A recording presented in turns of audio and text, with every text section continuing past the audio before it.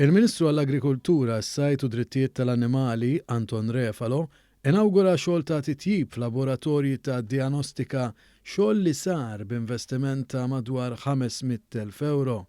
Permezz ta' dawn il-laboratorju, id-Direttorat għal ħarsien tal-pjanti se jkun jista' jittestja l-kampjuni li ttieħdu mis-siġar u l-pjanti f'Malta stess. Sa ftit ilu sabiex id-Direttorat ikun jaf jekk il-pjanti u s-siġar ikunux ħilsa minn mart infettiv, il-kampjuni rridu jintbagħtu f'laboratorji barra minn pajjiżna u bekk kienet jinħoloq dewmien bla bżonn minn barra spejjeż ferm akbar. Il-Ministru Refalo qal li permezz ta' dan l-investiment kruċjali li kienu wkoll miżura fil-budget se jkunu bosta li se jgawdu. Dan għaliex dan l-investiment se jgħin sabiex il-ħaddiema jaħdmu f'ambjent li ħares aktar lil saħħithom. Fl-istess waqt, kemm id-Direttorat kif ukoll is-settur agrikolu se jkollhom ir-riżultati aktar malajr fl-iqsar żmien possibbli.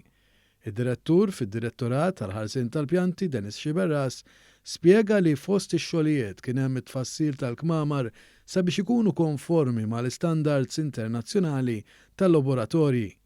Barra minn hekk fihom twaħlet sistema l-ventilazzjoni aħjar sabiex tilqa' aktar għal kwalunkwe riskju li sta jkun hemm. Inxtrat ukoll amara apposta għal laboratorji filwaqt li nġieb apparat speċjalizzat biex janalizza il-kampjuni f'Malta stess.